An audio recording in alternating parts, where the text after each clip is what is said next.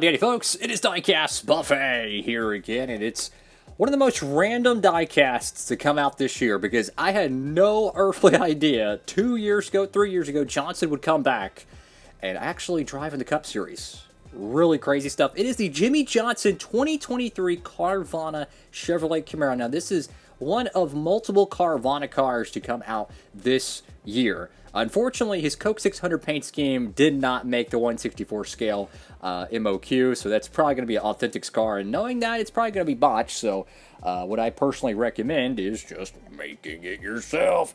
Anyways, let's go ahead and dive into this diecast review. Alrighty, folks, right, the good old box, and here we go. So this is the car that he ran at the Daytona 500, and it is such an awesome looking paint scheme. Now, he foregoed his IndyCar adventures to go back into stock car racing, which, I'm going to be honest with you, he's never been a road course guy, so you've seen him run road courses and street courses IndyCar, and, you know, let's just be honest, struggle was not really surprising. But the way he would drive at IMS, at Iowa, I feel like if he kept on going, he would get better at it. And especially young in his career, I think he would be a fantastic open-wheel driver. I got to be honest with you. I think especially when the schedules were really open, or the open-wheel schedules were really, circuits, ovals and stuff, I think he would have been a fantastic driver. And he would have done the same route as like a Tony Stewart, in my honest opinion.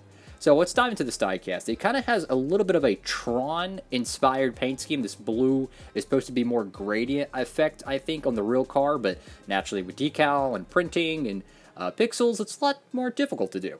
You got Carvana with the little car with the halo there. That's pretty interesting. Got Jimmie Johnson, go to the front of the car. Got 84. Now, the yellow on the front, I think, is actual yellow. At the bottom is that gold lip, that gold skirt that we've seen on the Noah Gragson car. And you got the Sunoco decals there, Legacy Motor Club. Go to the left side of this car. You got a bullet hole on the side. So what is this, Saints Row? What is this, Grove Street? I'm talking about the OG Saints Row, not the new game, that old game, the Saints Row 1 and 2, the good ones. Those are the real OG games. We go here to the left side of the car, the bullet hole intact and all. You got Carvana, Allegiance, Sunseeker Resort. Got some small contingencies here. Got the metallic dark gray wheels. Look fantastic. Now, the gold on this one actually looks gold. And I'm going to compare this to the Noah Gragson Daytona 500 car. Look at the roof number. It's not gold. It's like just a flat, glossy colored gold. It's not really metallic. At least it doesn't look to me. Because on the Sunseeker car for Gragson, it was. Now, look at the gold on the Johnson. There's a little shimmer right here. Look at that 4. There's a little shimmer. So that tells me this is a metallic gold, unlike the Wendy's car, unfortunately. This paint scheme just looks really, really good, guys. If you have not picked up this diecast, what are you doing, guys? You got to get it over there at Circle B Diecast, fellas. Beautiful diecast over there in stock. I mean, this is going to be one of the hottest diecasts of the year, that Michael McDowell. Don't miss out. Get it while you can. Use that promo code, guys. You can save on shipping. And over here to the back end of the car, you still have this Tron-inspired look to it, which is weird because the gold on this car really reminds me of like a lowrider pinstripe, which I love lowriders, right? And the Tron definitely reminds me of like a futuristical, Tron race car, like a sports car or something, like an endurance sports car. So it's pretty interesting. Got Camaro Z01, Legacy Motor Club, Carvana. It's going to be so interesting seeing Jimmie Johnson in a Toyota because apparently he is confirmed to come back in 2024. And I wish he would do more races. Like, I would love to just see Johnson do a full-time season. Like, come on, just one more. Look, I am all in favor of drivers coming back into the Cup Series. I'm all in favor of that. I wish Boyer didn't retire. I wish Junior could come back, I wish Stewart could come back, I am all in favor of the old school cats coming back into the sport. But it's going to be so weird seeing him behind the wheel of a Toyota. Now, he did drive a Honda for Ganassi in the IndyCar series, so technically that barrier has been broke, so to speak, of him just being a tried and true Chevy guy for what was it, since 2001, give or take.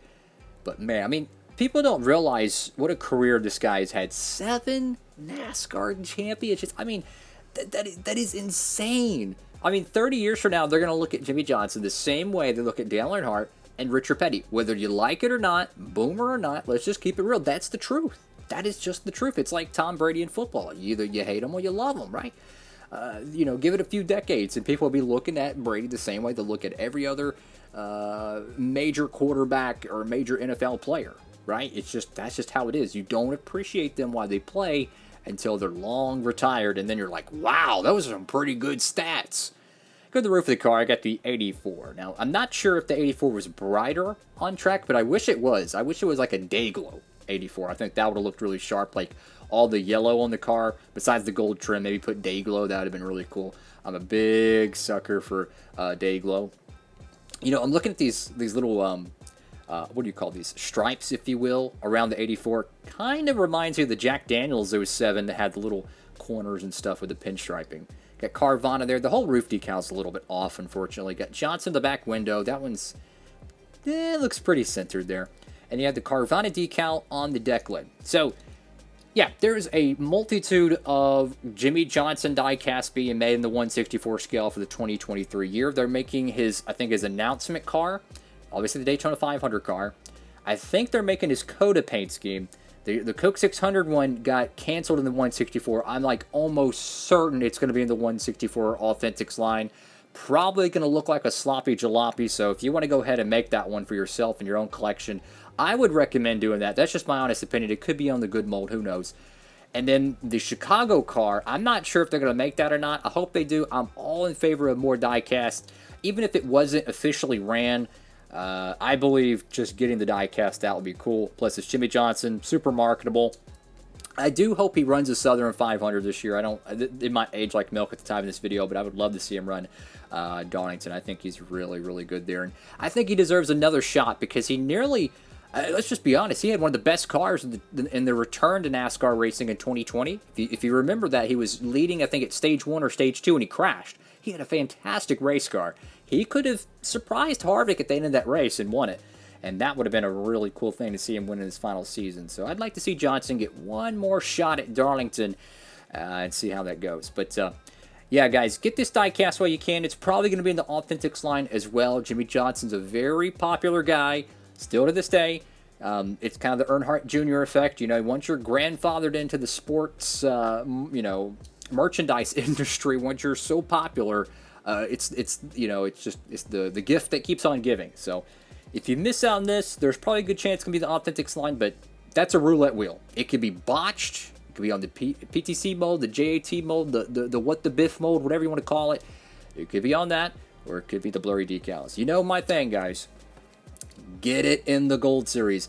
Not only do you get a closable and resealable box, which if you open and you don't damage it, guess what? You can't really tell it's been opened. I recommend using a piece of, some tweezers or something that's soft but rigid enough, and just gently open it. And you won't even be able to notice without the fingerprints, which if you use gloves, guess what? You don't get no fingerprints on your diecast. You can get it out. You can even use it for a stop motion and nobody would ever know. Because these diecasts sometimes get dust on them, even inside the box, like from the shipping, like the factory, they get dust on them. So if you get a little bit of dust doing a stop motion, no one's going to be able to tell the difference. Anyways, what do y'all think, guys? Make sure to comment down below.